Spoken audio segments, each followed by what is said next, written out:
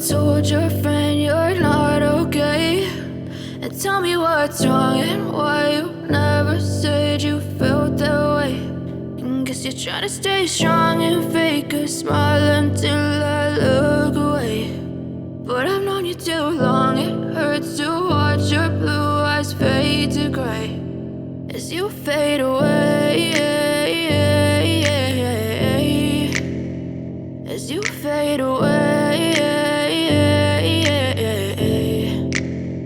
Hello guys, welcome back to another video. कैसे हैं आप सब लोग? आई होप सो आप सभी लोग बहुत ही अच्छे होंगे। दोस्तों, आज है जन्माष्टमी और हम जा रहे हैं द्वारका सेक्टर 10 का जन्माष्टमी मेला देखने के लिए। दोस्तों, आज रोड पे जन्माष्टमी की चारों तरफ चकाचौंध थी और हर तरफ लाइटें ही लाइटें और डेकोरेशन हुई पड़ी थी। और इसी बीच दोस्तों हम थोड़ी सी देर में पहुंच जाते हैं अपने द्वारका सेक्टर 10 के जन्माष्टमी मेला में। और दोस्तों, इस मेले में एंट्री करने के लिए हमें ही सामने ही देखने के लिए मिल गया बॉक्स ऑफिस, जहां से हमने मेले की टिकट को परचेज कर लिया और मेले में घुसने के लिए तैयार हो गए। और स्टार्टिंग के गेट पर ही हमें देखने के लिए मिला एक ये गोल्डन मैन और ये जोकर, जिसके साथ में लोग खड़े होकर अपनी फोटो खिंचवा रहे थे और बहुत ही खुश हो रहे थे। और साथ ही हमारे स्वागत में ढोल भी बज रहा था। और इन सिक्योरिटी वाले भैया को मेले की टिकट थमाने के बाद हमने मेले में सीधा एंट्री कर ली। और एंट्री करते ही हमें बिल्कुल गेट पे देखने के लिए मिल जाता है ये। दोस्तों, मेले में चारों तरफ चकाचौंध थी और चारों तरफ लाइटिंग ही लाइटिंग और बहुत सारे झूले लगे हुए थे और बहुत सारी खाने पीने की स्टॉल्स भी लगी हुई थी। गेट से एंट्री करते ही सबसे पहले हमें जो झूला देखने के लिए मिला दोस्तों, वो था कार्निवल। दोस्तों, इस कार्निवल झूले को देखते ही मेरा पहले से ही मैंने डिसाइड कर लिया था कि अगर मैं झूलूंगा तो सबसे पहले इसी झूले में झूलूंगा। और एंट्री गेट पर हमारे सबसे पहले दर्शन हो जाते हैं गणेश जी के। और दोस्तों, हर बार की तरह जो सेकंड नंबर पर स्टॉल लगी हुई थी वो लड़कियों के कपड़ों की थी। और दोस्तों, मेले की अगर सबसे सस्ती और सबसे अच्छी दुकान की बात करें वो शगुन आर्ट थी। दोस्तों, मेले में एंट्री करते ही जो सामने एक दुकान पड़ रही थी दोस्तों, यहाँ पर 20 रुपए में बहुत सारी चीजें मिल रही थी जो कि हम अपने डेली यूज में ले सकते हैं। और बच्चों की भी इसमें बहुत सारी आइटम्स थी। और गाइस, थोड़ी सी आगे चलते ही हमें देखने के लिए मिली है आदिवासी हेयर ऑयल की दुकान। और दोस्तों, राजस्थानी अचार की भी स्टॉल देखने के लिए मिली, जिनके पास में होममेड बहुत सारे पिकल्स थे। दोस्तों, मेले में बहुत सारी डेकोरेटिव आइटम्स मिल रही थी, जैसे लाइट लैंप्स हो गए, ग्लास हो गए, क्रॉकरी हो गई और दोस्तों मिट्टी के बहुत सारे सामान और बर्तन और मूर्तियां भी मिल रही थी, को आप अपने घर में डेकोरेशन के लिए यूज कर सकते हो। और दोस्तों, बच्चों के लिए बहुत सारे टॉयज की शॉप्स थी, जहां पर तरह तरह के टॉयज मिल रहे थे। और दोस्तों, फाइनली अगर मेले की बात हो और रिंग फेंकने वाली गेम को ना खेला जाए तो मेला अधूरा रह जाता है। तो इसी जिम्मेदारी को उठाते हुए हमने भी रिंग परचेज कर लिए और इसको फेंकना शुरू कर दिया। दोस्तों, सबसे पहले रिंग प्रीति ने फेंका, जिसमें वो हर बार की तरह नाकामयाब रही। और अपनी नाकामयाबी का प्रदर्शन करने के बाद ये जिम्मेदारी दोस्तों मेरे को दी गई, जिसमें मैंने भी सारे रिंग बाहर फेंकने के बाद अपना अच्छा खासा मजाक बनवा लिया। फिर बारी आती है वरुण भाई की, लेकिन वरुण भाई भी इसमें फेल रहे। लेकिन दोस्तों, इसका मन फिर भी नहीं भरा और इसने फिर दोबारा से रिंग फेंकना स्टार्ट कर दिया और इसने फिर से अपनी खराब परफॉर्मेंस का प्रदर्शन करते हुए गेम को एंड किया। और दोस्तों, हारने के बाद हमारे लटके हुए चेहरे देखकर दुकान वाले भैया ने हमें 4 टॉफियां दे दी और हमें यहाँ से निकल जाने की सलाह दी। पहली फुर्सत में निकल। दोस्तों, थोड़ी दूर चलते ही यहाँ पर लगी हुई थी लकी ड्रॉ वाली गेम, जिसमें बॉल्स को फेंकने के बाद एक नंबर कॉम्बिनेशन बनाना होता है और उस नंबर पर जो भी गिफ्ट होता है वो आपको मिलता है। पर लेकिन हमने इस बात का रिस्क न लेते हुए और हमने इनकी चालाकी को समझते हुए यहाँ से सीधा निकल जाने में ही भलाई समझी। दोस्तों, यहाँ पर बहुत सारी खाने पीने की स्टॉल्स भी लगी हुई थी, जिनको देखकर हमारे पेट में चूहे दौड़ना शुरू हो गए थे। और दोस्तों, इसी बीच में एक लंबे से पैरों वाला बड़ा सा जोकर हमारे बीच में आकर डांस करने लग पड़ा और आकर अपनी डांसिंग स्किल्स दिखाने लगा। तो मैंने भी उसको डांस करके बता दिया। दोस्तों, यहाँ बच्चों के खेलने के लिए स्विमिंग पूल भी बना हुआ, जिसमें बच्चे अपनी मोटर बोट में बैठ के मजे कर रहे थे। और इसके बैक साइड में हमें देखने के लिए मिला ये हॉन्टेड हाउस। दोस्तों, इसमें से बहुत ज्यादा डरावनी आवाजें आ रही थी, पर लेकिन वो हमें डराने के लिए सफिशिएंट नहीं थी। तो हमने डरने के लिए किसी बड़े से झूले के ऊपर जाने का तय किया।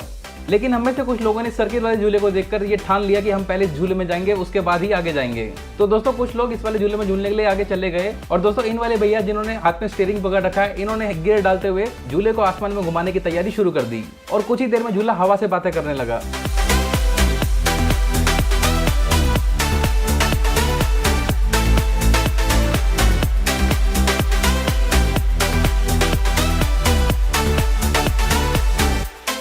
मेले में झूले तो बहुत सारे लगे हुए थे, लेकिन जो इस कार्निवल झूले को देखने में जो एक्सपीरियंस हो रहा था वो मुझे नहीं लगता कि किसी और झूले में देखने को एक्सपीरियंस हो रहा हो। तो मैंने ये डिसाइड किया कि हम तो इस कार्निवल झूले में ही झूलेंगे। तो फाइनली हमने इस कार्निवल झूले की टिकट लेने के बाद अंदर एंट्री कर ली। दोस्तों, वरुण को झूले से बहुत ज्यादा डर लगता है, तो इसलिए इसने झूले में जाने से मना कर रहा था, लेकिन हम सबने फोर्स करने के बाद इसको अपने साथ में ले आए। वरुण भाई, कैसा लग रहा है? बढ़िया बढ़िया लग रहा है। डर तो नहीं लग रहा है? डरावना नहीं, इसलिए बैठा हूँ, नहीं तो बैठता नहीं। ओके, ऊपर धीरे जाएगा, धीरे नीचे आएगा, तेज मत करिए।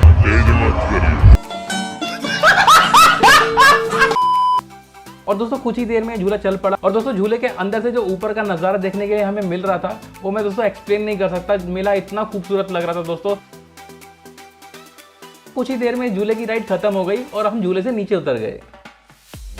お前はもう死んでいる。何？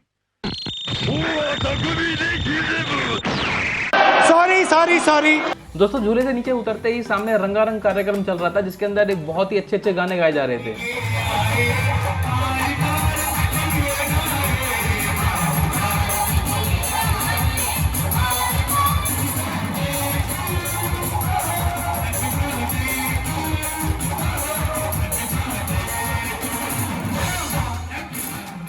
लेकिन गाने ये गा रहे थे और गला हमारा सूखने लगा, तो हम सीधा आ जाते हैं इस चुस्की वाले की दुकान के ऊपर।